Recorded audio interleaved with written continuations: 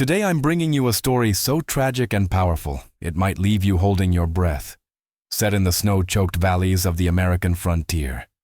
This is a place where widows are hunted, miners are silenced, and justice is buried under greed. It began with one desperate plea for help beneath a dying pine tree, a small moment that would expose a conspiracy worth more than human life. Before we kick off this adventure, don't forget to hit like on the video, and let us know in the comments where you're watching from. October 15th, 1877, 4:47 p.m. Gray mist drifted through the tall pines of Red Butte, Wyoming Territory, like restless ghosts searching for peace. The late afternoon sun filtered through the branches at a sharp angle, turning each pine needle into a thread of copper light that shimmered in the wind. The air was cold with a taste of coming winter, and the sharper scent of gunpowder that made the forest still. Colt Ransom crouched behind a fallen log, the instincts of 25 hard years teaching him to read the forest's warnings like sacred scripture.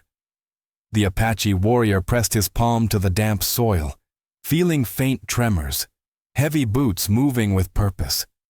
The woods spoke of danger. A rifle cracked, splintering a branch 3 feet above his head. Bark exploded, and the echo rolled up the ridge. A woman's cry followed, a cry filled with pain. Someone was being hunted. He found her slumped against a pine, her blouse torn, the white fabric streaked with blood and mud. She looked no older than her mid-20s, with strands of wheat-colored hair tangled and loose, her breathing shallow and ragged. When her eyes met his, blue, frightened, desperate, she whispered, "Bitte, please, don't leave me here to die." Her accent carried the soft weight of the old world. Another shot thundered, striking bark just above her shoulder and showering them with splinters. Colt didn't hesitate. He pulled her into his arms, dragging her behind the fallen trunk as boots thudded through the brush below. The rhythm of the shots told him everything about the man behind the trigger. Slow, measured, deliberate. A hunter who enjoyed the chase. "My name's Lila," she gasped, clutching a weathered leather satchel against her chest. "Lila Boone. Whatever happens, don't let them take this." Colt lifted the satchel. It was heavier than it should have been, filled with something hard, metal, and rustling papers. Beneath the cracked leather he felt the edges of pressed plants, and something stiff, documents maybe, or maps. The tracks in the damp soil confirmed what he already feared. The left boot bore a horseshoe patch, and the stride showed a man whose right hand no longer held life. Colt's stomach tightened. Wade Mercer. The bounty hunter had earned his name from the brass prosthetic that replaced the hand he'd lost at Chancellorsville. Mercer's reputation was clean and merciless. One bullet to the head, no wasted motion. But today, his pursuit carried a cruel patience, like a cat toying with its prey. Colt slung the satchel over his shoulder and lifted Lila easily. She weighed little, too little. As he moved deeper into the trees, the acrid scent of smoke drifted on the wind. The hunter was using fire, driving them like cornered deer, pushing them toward a trap. Dark clouds gathered over the ridge, heavy with the first snow of the season. Lila clung to his shirt as another bullet sliced the air. Colt threw himself over her, feeling her trembling heart against his ribs. When the gunfire paused, he tore a strip from his sleeve and bound her wound. "Hold on to me," he murmured, steadying her shoulder with his palm. Their eyes met, his filled with quiet resolve, hers blazing through pain. She nodded once. Beneath the blood and fear, he saw the iron in her spirit. This woman wouldn't break.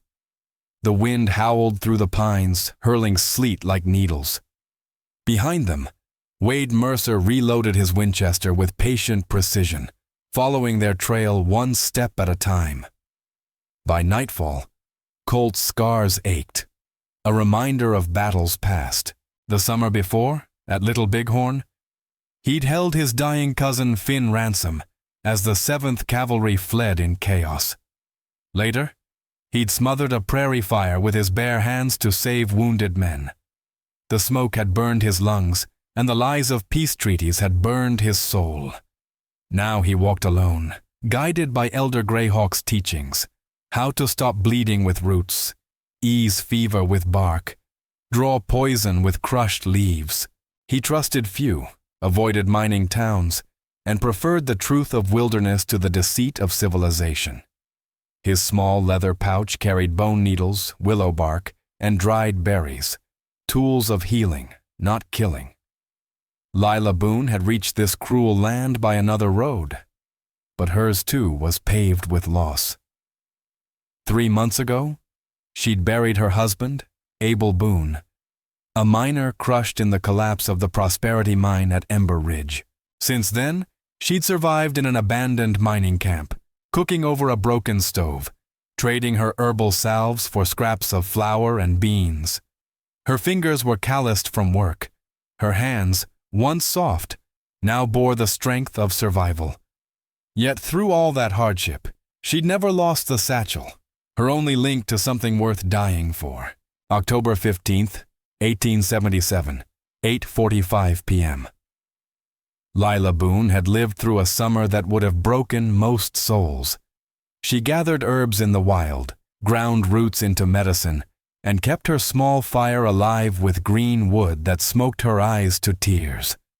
The worn leather satchel she carried was her life's library: sketches of plants, pressed leaves, notes written in a tidy German hand, each one a fragment of knowledge she refused to lose. From an old market woman in St. Louis, she'd learned fragments of Cheyenne and Apache names for healing herbs, how to pick prickly pear under a waxing moon, and where the blue starflower grew in high meadows, its petals holding a painkiller more powerful than any laudanum. Her world now sat in the shadow of Red Butte's mining district, where ore wagons clattered down from the ridge, and Silas Crow, the mine's owner, squeezed every coin from ground long stripped of its riches. The valley town lay quiet and tired, one street of sun-faded buildings and broken dreams from the silver rush years. Among the few who still chose decency over greed was Dr. Clay Vance, a 40-year-old physician whose hands were steady, but whose shelves stood empty. Supplies sent by the army disappeared between the rail depot and his small clinic.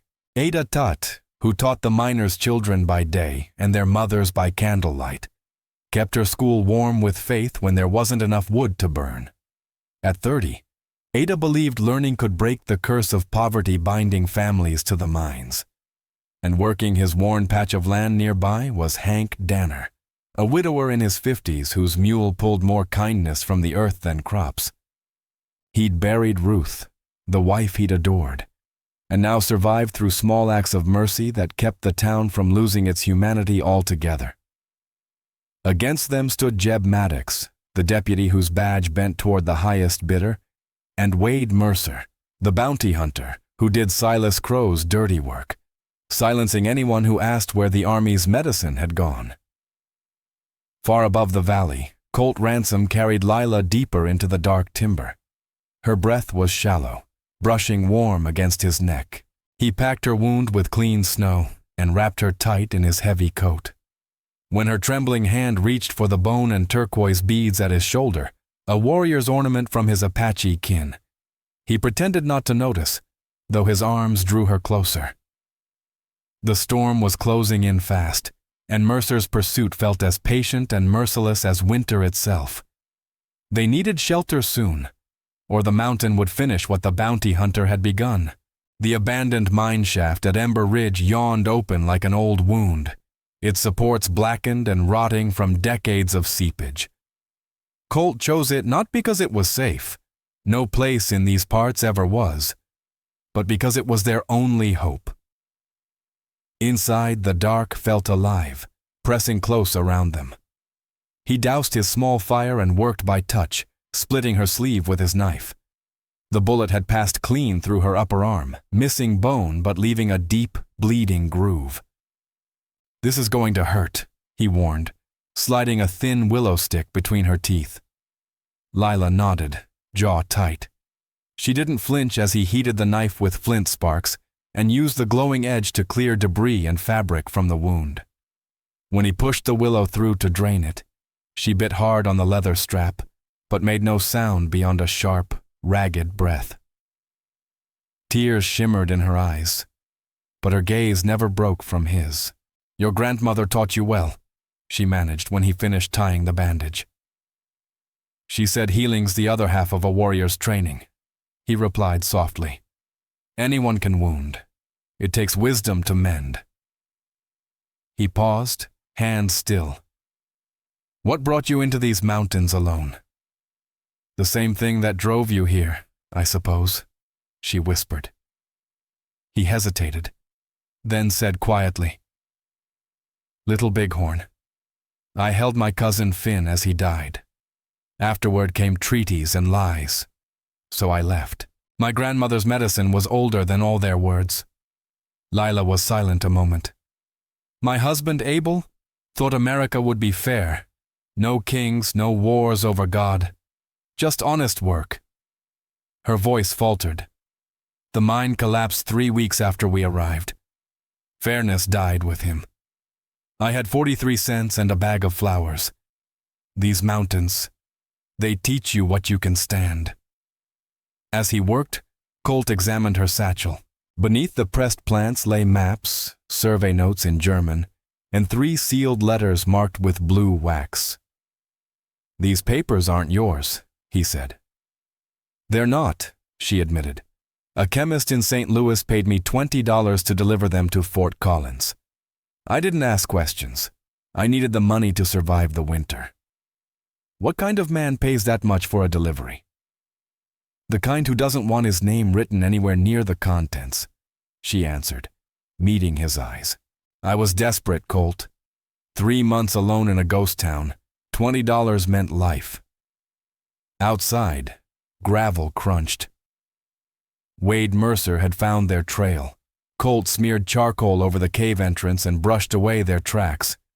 When the wind shifts, he won the cramped tunnel. They waited, breathing in rhythm, listening as Mercer searched, slow and sure. Every step a hunter's promise. October 15th, 1877, 11:30 p.m. Wade Mercer moved through the forest like a shadow with purpose, his brass hand glinting under the cold moonlight. Every step he took was deliberate, slow, patient, and cruelly precise. His kind didn't rush a hunt. They savored it. Down by the ravine, Colt Ransom waited in the whipping wind, his senses sharp as the edge of his blade. The storm above Red Butte howled through the trees, drowning out all sound except the pounding of his heart. He felt Lila Boone trembling beside him, her breath quick and shallow as snow swirled through the branches. "You know him," she whispered, her voice barely carried by the wind. "By reputation," Colt murmured. "Wade Mercer lost his right hand in the war, replaced it with brass. They say he never misses a headshot." Her voice cracked. "Why is he hunting me?" "Because of those letters you're carrying," Colt answered grimly. "Someone wants them bad enough to pay the most expensive killer in the territory." A powerful gust roared down from the peaks, bending the pines and masking their movement. Colt squeezed her shoulder once, a wordless signal. Together, they moved through the darkness toward the creek that cut through the valley like a vein of black glass. The water churned wild and heavy with snowmelt, each wave flashing like molten metal under the moon. They had to cross. If Mercer caught their scent, the chase would end before dawn. Colt waded in first, using a broken willow branch to test the riverbed. The freezing current climbed to his waist, numbing his muscles but confirming the crossing was possible. He turned back for Lila. "You'll have to trust me," he said, wrapping one strong arm around her waist as she clutched the satchel tight. The cold hit her like a knife. "God, it's like liquid ice," she gasped, her teeth chattering. "Breathe steady," Colt ordered, his voice calm but firm. The cold wants to steal your strength. Don't let it. Halfway across, her hand slipped from the satchel and latched onto his wrist with desperate strength. The sudden weight shift pulled him under. For a heartbeat, the torrent swallowed them whole, rocks scraping, lungs burning. Then Colt surged upward, hauling Lila and her bag through sheer willpower until they collapsed into the brush on the far bank. Behind them, gunfire cracked through the night. Bullets hissed across the water, forcing them to crawl belly deep through mud and leaves, their bodies caked in the scent of earth and fear. "Can you walk?" Colt asked, steadying her. "Do I have a choice?" she replied through clenched teeth. Her face was pale, but her eyes burned with grit. "That man won't stop hunting us," she said.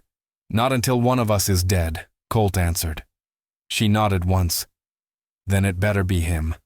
By dawn, they reached Hank Danner's homestead, a patchwork of salvaged lumber and stubborn hope clinging to the edge of the valley. Hank emerged from his blankets with the weary look of a man who'd seen every kind of hardship. "Lord above," he muttered, blinking at their mud-caked faces. "You two look like you've been dragged through hell backward." He shut the door quick and stoked the small fire. "Saw a fellow with a brass hand ride past yesterday. Knew right off he was hunting something." "Thank you for taking us in," Lila said quietly, clutching the rough blanket he offered. "We've nowhere else to go." "Ain't much, but it's dry," Hank replied. "Coffee's mostly chicory, but it's hot." As they warmed by the fire, Hank asked, "That brass-handed fella, he was asking about you two. What did you tell him?" Colt's eyes hardened. "And what did you say?" "Told him I mind my own business," Hank said with a dry chuckle. Didn't like that answer much, but he rode on. By nightfall, Lila's fever spiked. Colt stayed awake beside her, dripping willow bark tea between her lips and pulling her close for warmth.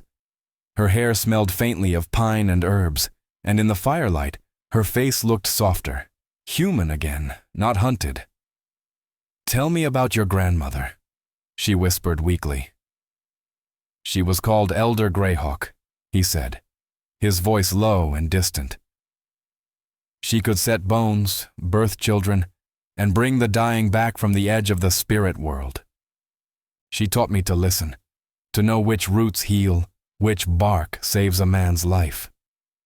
"She sounds wise," Lila murmured. "She used to say white man's medicine paints over the cracks," Colt said.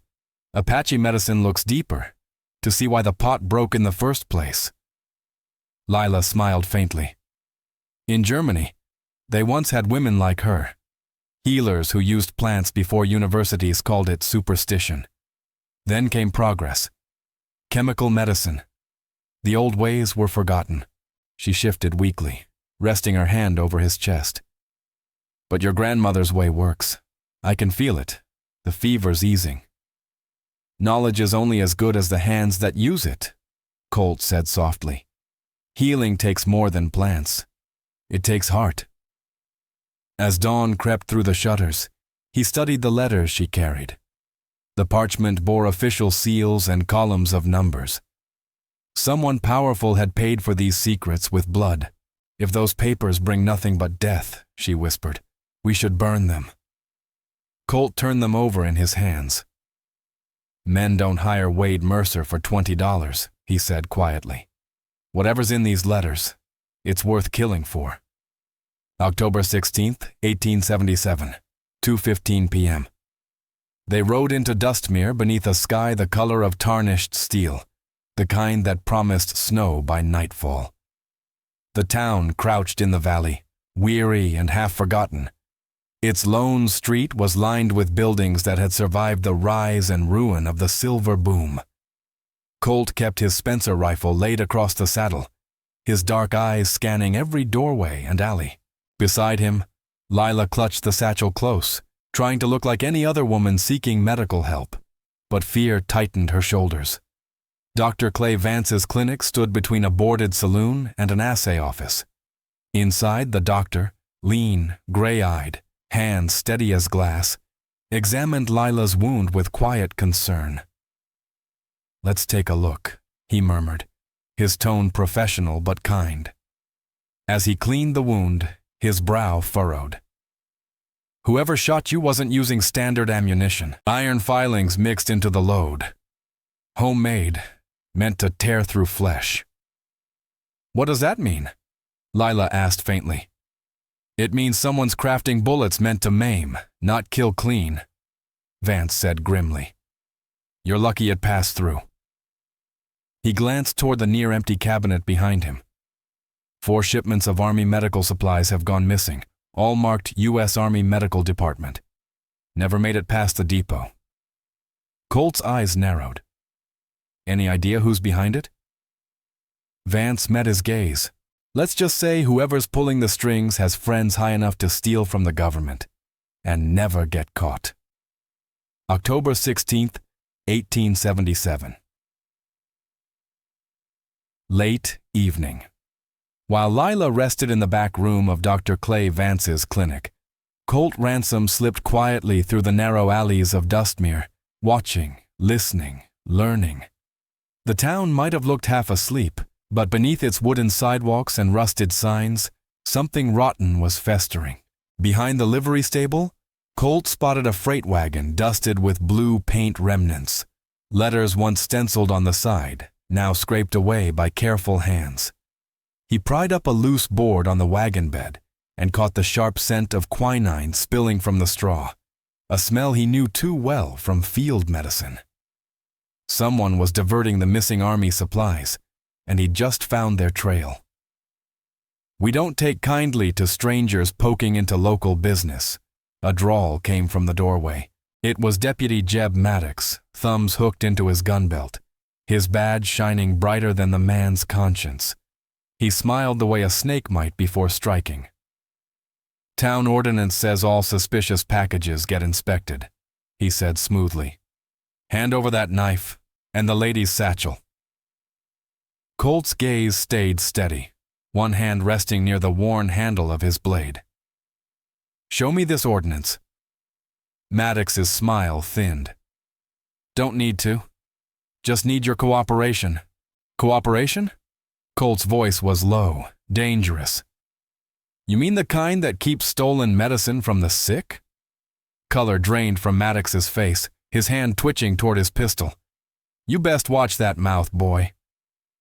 I know exactly what's good for me, Colt replied coolly. Question is, do you? The silence stretched taut between them. Then Maddox stepped aside, muttering, Your choice. But this town has ways of teaching manners. That night, 2 of Crow's riders tried to teach Colt in a dark alley behind the assay office. They learned otherwise. One left with a broken nose, the other with more missing teeth than he started with. Colt took a punch to the jaw, but he still had Lila's satchel. The message was clear. They weren't welcome, but they weren't easily frightened either. In the small schoolhouse on the edge of town, Ada Tate offered them a hiding place. Books lined the walls, and children's drawings fluttered in the lamplight. A fragile bit of hope in a hard land. There, Colt showed Lila how to hold a Colt Navy revolver properly. Ever fired one of these before? He asked, handing her the weapon. My husband had an old musket for rabbits, she admitted. Nothing like this. This one's faster, but it'll punish you if you're careless. He stepped behind her, his hands guiding hers. Finger off the trigger until you mean it. Breathe out slow, then squeeze. Don't jerk. Their shoulders brushed as he corrected her stance. For a moment, the fear outside fell away, replaced by a quiet, electric stillness. Why are you helping me? She asked softly. You could have walked away under that pine tree. I could have, he said, his breath warm near her ear. But I didn't. That's not an answer. Colt was silent for a long while. My grandmother, Elder Greyhawk, used to say the spirits cross our paths with purpose. Sometimes to test us, sometimes because we're needed. And which am I? She whispered. Maybe both, he said simply. Their fragile peace broke when Ada rushed in, her shawl damp from rain. "Dr. Vance just finished setting a minor boy's leg," she said breathlessly. "No morphine left. The child bit through a leather strap from the pain, until your blue star extract worked." Lila's eyes widened. "He used it?" "Put the boy right to sleep," Ada said with a shaky smile. "Doc Vance wants to learn everything you can teach him about that flower." Meanwhile, across town, Hank Danner faced trouble of his own. The seed loan he'd taken from Silas Crow had come due, and Crow demanded repayment, or information about the Apache and the foreign woman disrupting his trade. When Hank refused, Crow's thugs delivered their message with boots and fists, leaving the old farmer with cracked ribs and a deeper resolve. "Was a time a man could speak his truth without getting beaten half to death," Ada muttered as she wrapped Hank's ribs. Then, without hesitation, she posted a notice calling for a town meeting to expose the theft of government medicine. When Deputy Maddox tore it down, she hammered up another, higher, out of reach. "You're going to get yourself killed," Lila warned. "These men don't care about life." "Then it's time someone reminded them that life still means something," Ada said firmly. "I tell my students courage can change the world. Maybe it's time I prove it." By now, Colt and Lila moved as one, passing tools wordlessly, reading each other's eyes. What began as survival was slowly turning into trust, and something deeper. But danger was closing in fast. Wade Mercer was still out there, cold and patient as winter, and Silas Crow's operation ran far deeper than anyone had imagined. October 17th, 1877, 1:30 a.m. Breaking into Silas Crow's office took the precision of a soldier. The window latch was thick with paint, the lock stubborn, but Colt's knife coaxed it open without a sound. He slipped inside with Lila and Hank Danner, who refused to stay behind despite his injuries. "Smells like thieves and whiskey," Hank whispered, wincing as he straightened up. The room was lined with mining maps, ledgers, and certificates, Crow's empire carved in ink. A massive iron safe loomed behind the desk, but Colt's eyes caught something else. Payments marked IM, each signed with a thumbprint. "Iron Hand Mercer," Colt muttered. "He's not just hired muscle, he's a partner." Then he saw the telegram, dated 3 months earlier, signed I. Mercer Crow. His gut twisted. "Wade Mercer isn't just working for Silas," Colt said quietly. "He's his brother." Lila stared. "That's why he's so determined. It's personal." She spread her mysterious letters across the desk, matching them to a cipher she'd found hidden in the blotter. The pieces fell into place. "These aren't shipping logs," she said. "They're geological maps, water sources, underground springs, pressure faults." "Water rights," Hank breathed. "Control that, and they can mine the whole ridge clean to bedrock." Then came the worst discovery. A leather portfolio marked Confidential Personnel. Inside were 22 names, all workers listed for termination.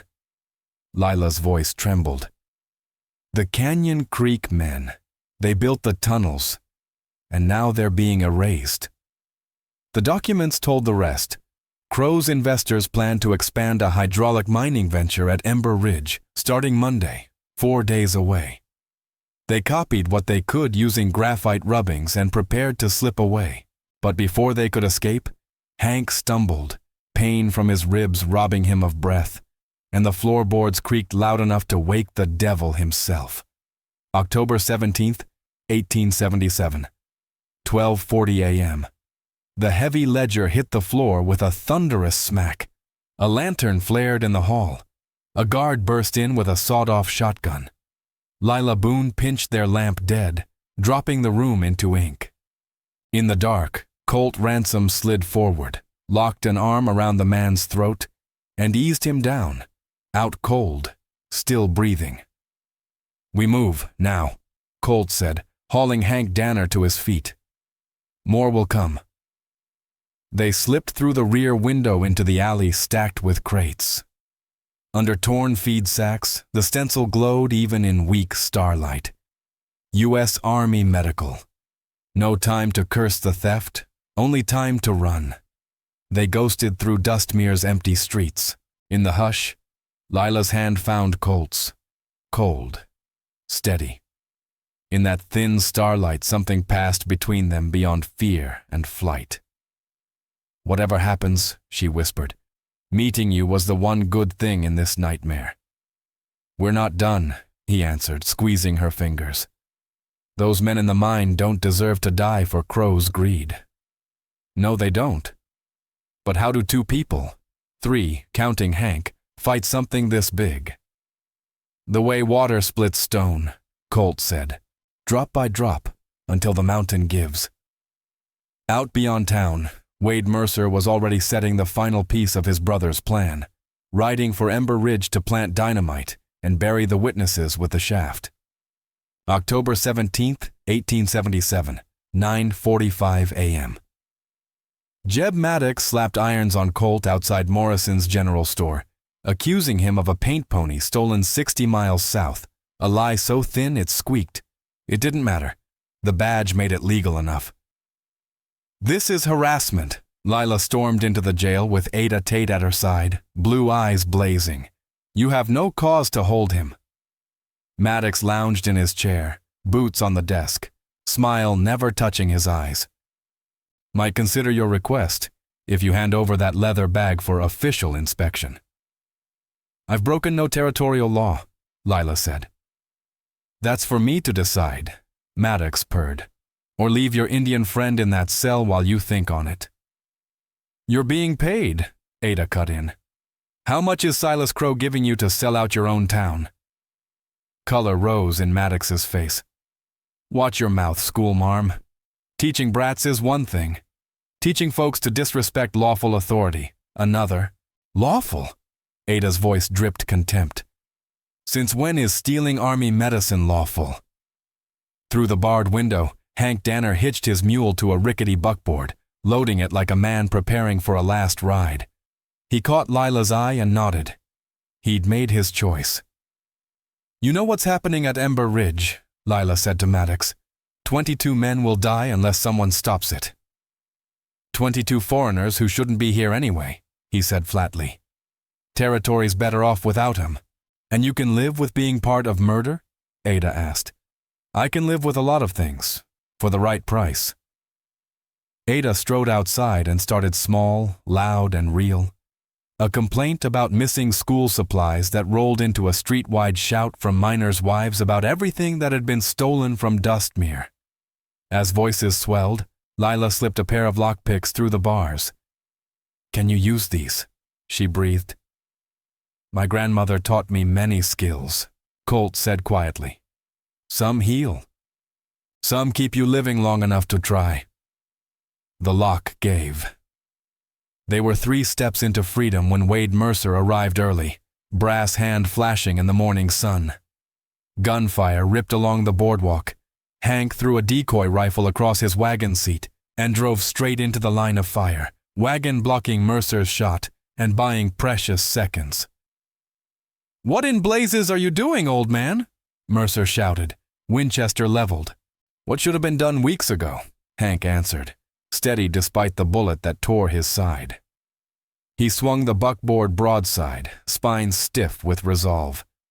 "Go on, get," he gasped to Colt. "Finish what we started." Colt lunged toward him, but Hank's grip clamped his wrist with unexpected iron. "No, son, my choice. You make it count." Mercer's next round struck high in Hank's chest. He folded against the schoolhouse steps. Ada Tate dropped to her knees, cradling him. "Tell them all," Hank whispered, breath fading. "Tell them Hank Danner chose the right side when it mattered." Ada closed his eyes with a gentleness that cut like a knife. She stood, tears bright and voice steady. "Any of you men care to help me carry him inside? Hank Danner won't lie in the street like a dog." Lila's eyes burned, but her voice rang steel. "We finish this. For him. for everyone they've hurt. They spurred hard for the ridge, storm building behind, Mercer in pursuit, while Dustmere tried to understand that the quiet farmer who asked for nothing had given them all a chance at justice. October 17th, 1877, 11:30 p.m. The wind at Ember Ridge sliced like sharpened steel, driving snow into blinding sheets. The abandoned camp clung to the mountainside like broken teeth. Lanterns glowed around the main shaft where Crow's riders held the line. 8 men, maybe 9, Colt counted through his grandfather's war glass, set to defend, but not expecting real trouble. "They're about to have it," Lila said, checking the revolver he'd taught her to use. Her hands were steady now, fear hammered into purpose.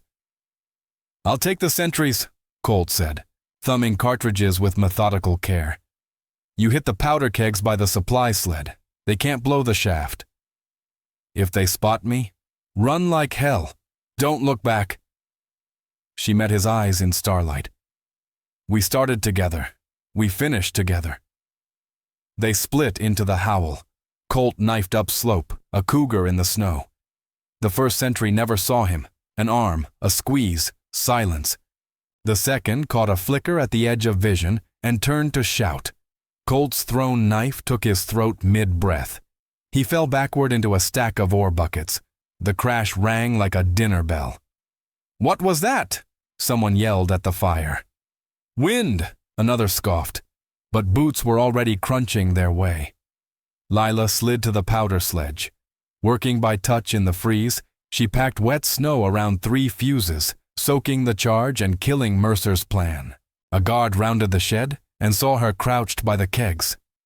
"Hey, what do you think you're—" Colt's rifle barked once. The man dropped, center shot, before he could finish the word. October 17th, 1877, near midnight. The man dropped like stone, but the muzzle flash gave them away. Within seconds, the whole camp came alive with chaos and shouting. "There by the powder!" someone roared. "Don't let him reach the mine!" Rifle fire exploded from every direction, lighting the snow in jagged flashes of orange and blue. Bullets tore through the dark, splintering wood, ringing off metal. "This way!" Colt Ransom shouted, pointing toward a fallen pine that offered cover. He and Lila Boone dove behind it, just as rounds chewed bark inches from their heads. The smell of powder and pine filled their lungs. The guards were spreading out, flanking. Ammunition was running dangerously low. "How many shots you got left?" Lila called, shouting over the gunfire. 6. You? 4. Then we make 'em count. A cold, metallic voice sliced through the wind. "You've cost me money, and my reputation."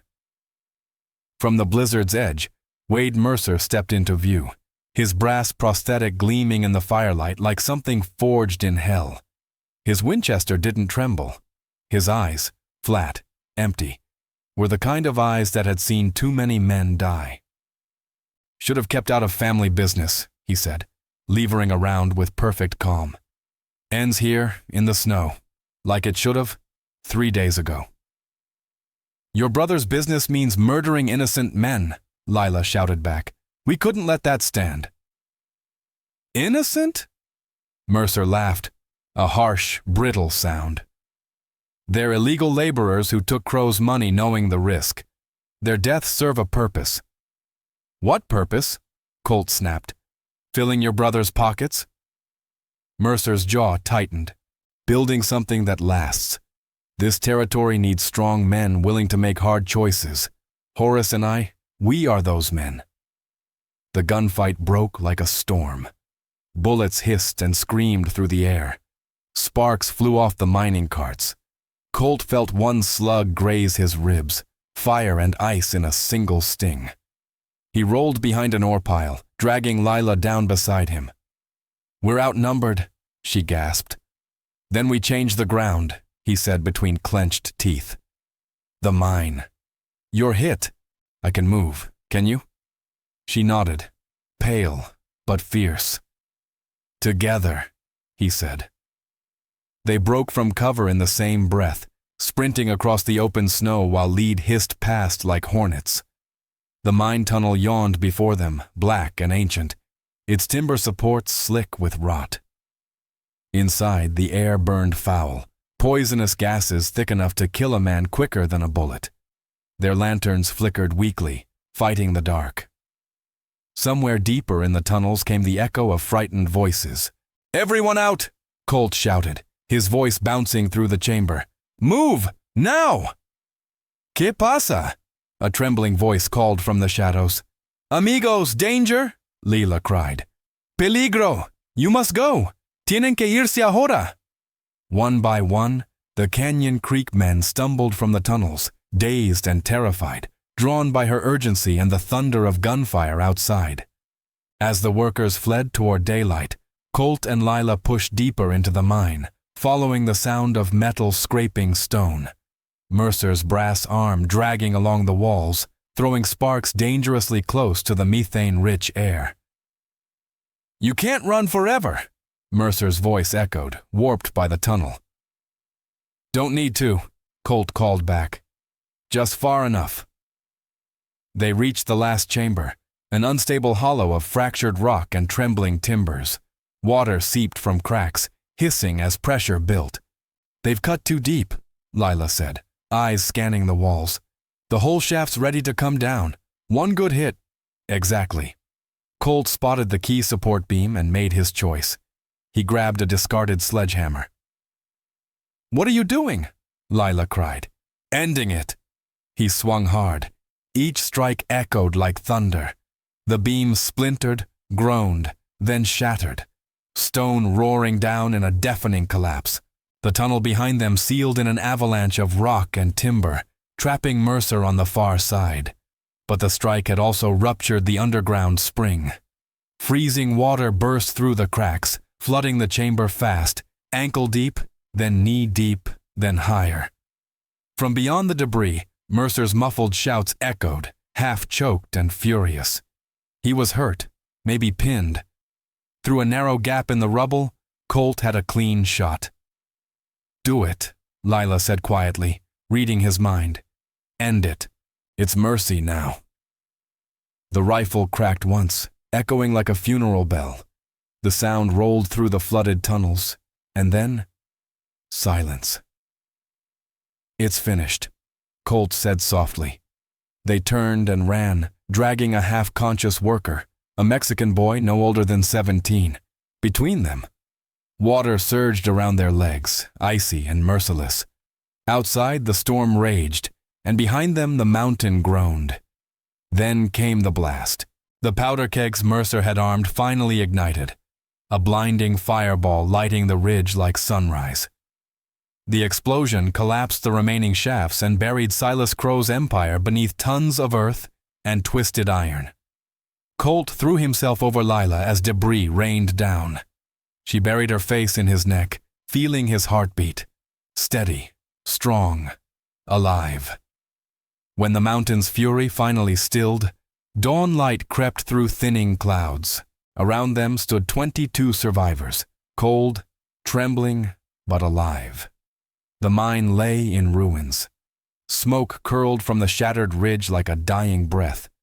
Lila turned to him, voice barely above the wind. "Is it over?" "It's over," Colt said, helping her to her feet. "All of it. October 18th, 1877, 7:20 a.m. Morning broke clean and quiet, the sky washed pure by storm and fire. The nightmare at Ember Ridge had ended, but its echoes would live forever in the hearts of those who survived. October 18th, 1877, the storm breaks. The wind carried the smell of wet pine and smoke down from Ember Ridge, where the mountain still hissed and groaned after the collapse. By dawn, the first riders appeared. Iron Valley marshals climbing the treacherous trail in single file, led by Marshal Harlan Price himself.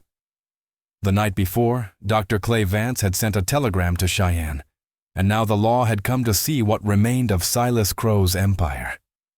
Even the most jaded lawmen, men who'd seen everything from range wars to train robberies, stood silent as they surveyed the wreckage. Ledgers recovered from the ruined office told the whole tale. Every stolen shipment of Army medicine, every bribe, every plan to silence the Canyon Creek men. "Never seen anything like it," Marshal Price muttered, studying the photos Lila Boone had taken before the explosion. "A criminal web reaching from St. Louis clear up to the territorial office in Denver. Once this gets out, heads will roll."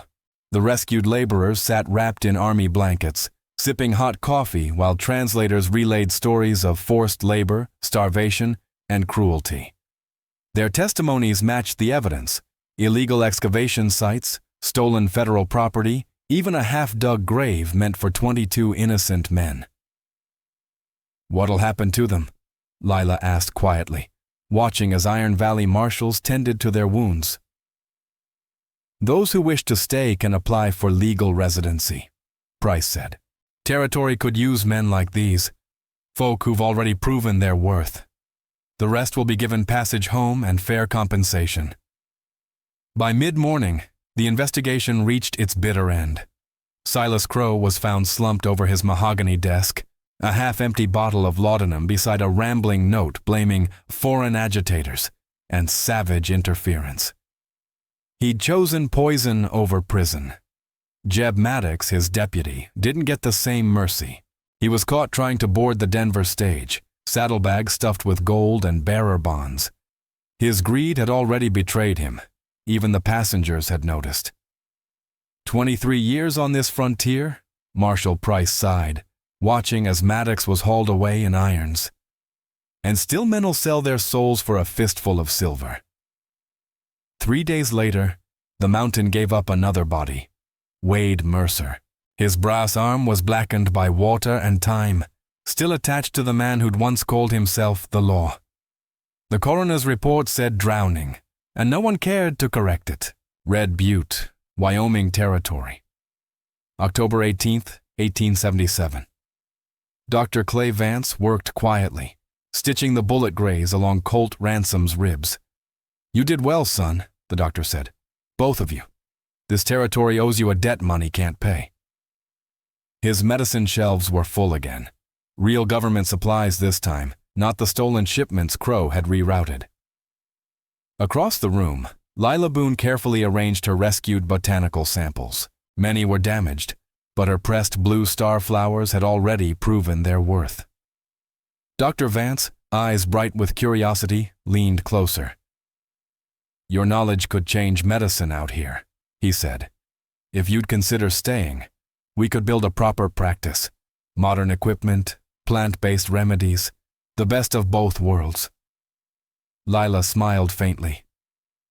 "I told him I'd think about it," she murmured, glancing toward Colt, who sat nearby carving a new handle for his knife. He didn't say much, but his eyes followed her every move. Later they walked together beneath the same pines where they'd first met.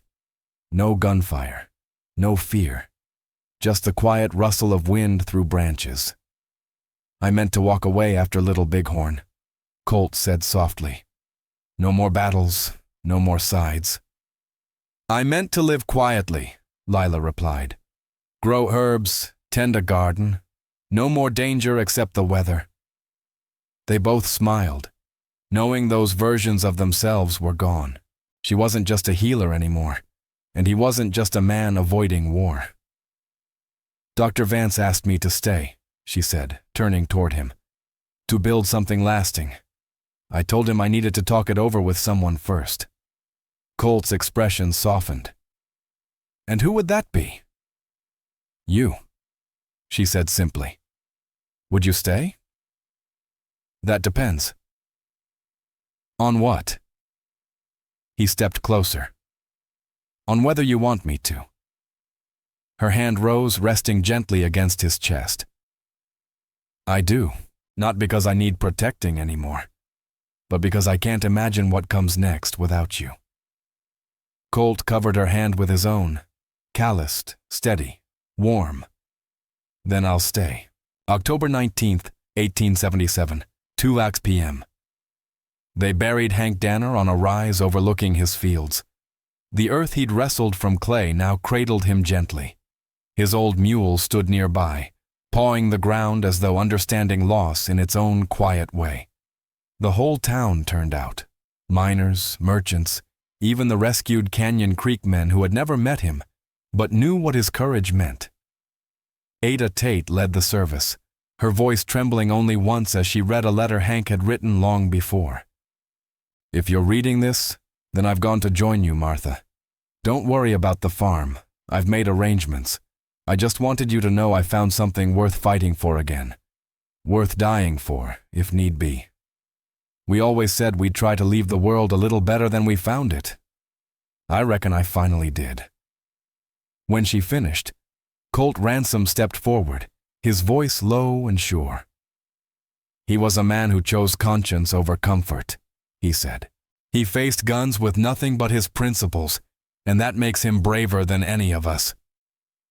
Lila laid a small bunch of blue star blossoms at the headstone, bright against gray stone, soft against rough hands. "He saved us all," she whispered. "He knew what he was doing," Ada said gently.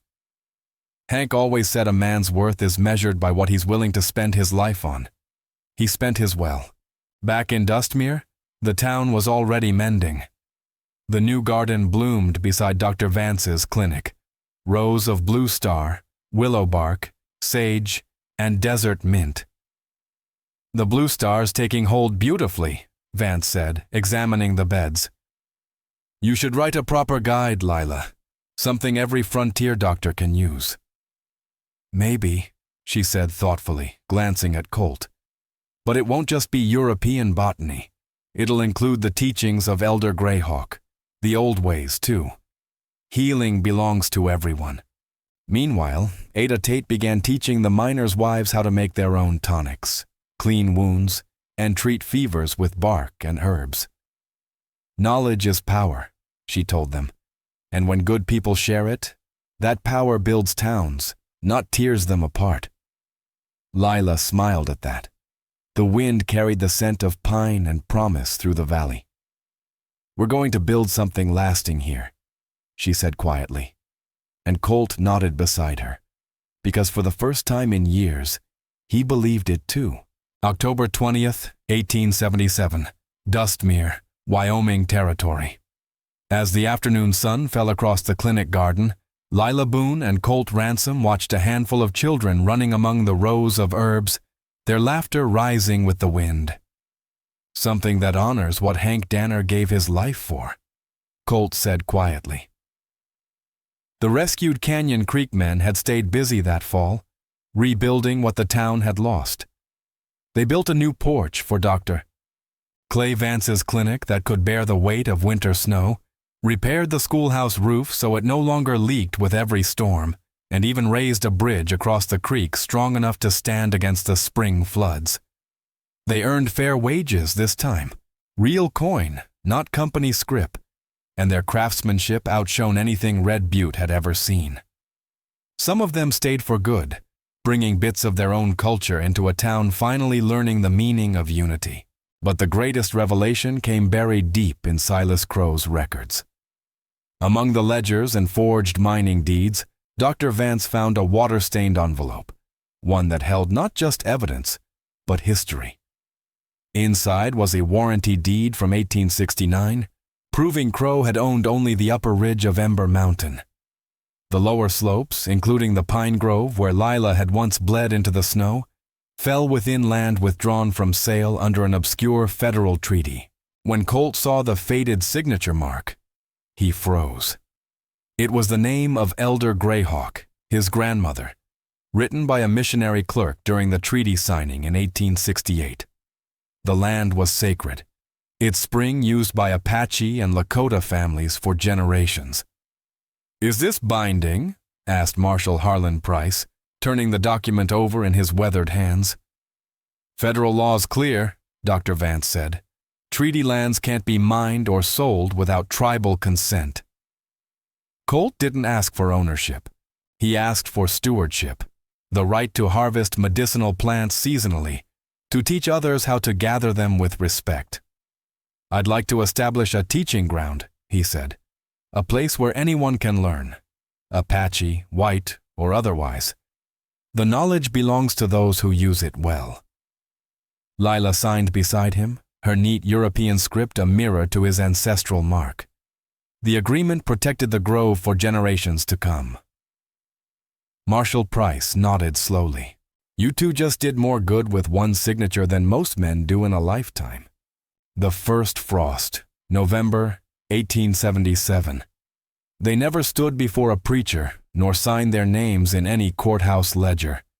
Marriage, as the territory defined it, belonged to another world. Their bond had been forged by storm, blood, and choice, and that was enough. On the evening of the first frost, Colt appeared at Lila's door. In his arms, a folded buffalo robe, beadwork glimmering in the firelight, and a bundle of clean willow bark.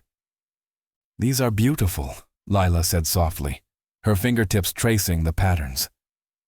My grandmother made that robe for her wedding, Colt said. 60 years ago. She'd want it used again, for something good. Lila smiled, handing him a small clay jar filled with salve from her blue star flowers. Then this is my gift to you, she said. He smiled faintly. I'll stay through the winter. Come spring, you'll need help planting those new garden beds. Just through winter, she teased. He met her gaze, a spark of warmth in his dark eyes. Maybe longer. That teaching center will take time to build. Understanding passed between them like a river finding its course. When he brushed a loose strand of hair from her cheek, no more words were needed. There's something I need to tell you, she said after a moment, about those letters that started all this. What about them? I wasn't entirely honest. The chemist in St. Louis, Amos Reed, was Abel's cousin. He knew I was alone, trying to survive. The $20 he offered wasn't business. It was kindness disguised as work. Neither of us knew the danger those letters carried. Colt thought for a moment, then nodded. My grandmother used to say the spirits use small actions to shape great outcomes. Maybe his kindness and your need brought us here for a reason. You believe that? He smiled. I believe we found each other when we needed to. Everything else is just noise. Winter in the mountains. 1877-78. They survived the bitter cold together, hauling water, grinding herbs, tending wounds. Around the clinic, children played in the snow, while the scent of sage and pine filled the air. By spring, their partnership had become something far deeper than love. It was balance, European science blending with Apache wisdom. When the thaw came, they planted side by side. Lila brought her meticulous notes and steady hands. Colt brought patience, knowledge of the land, and faith that nature rewarded care. That year the blue star flowers bloomed early, petals like tiny shards of sky against the dark earth. Children came from Ada Tate's schoolhouse to learn their names in 3 tongues, English, German, and Apache. They bent over the soil, whispering words of healing and hope. They're calling it the Boone Memorial Garden, Ada announced one afternoon.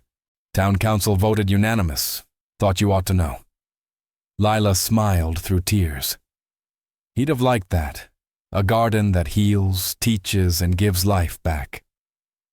In the quiet hours after dusk, Colt and Lila would stand together overlooking the valley where they'd once fought and bled. Below them, Ember Ridge was slowly being reclaimed by nature. Wildflowers softening its scars, young pines reaching skyward. Lila still carried her leather satchel, still pressed plants with care.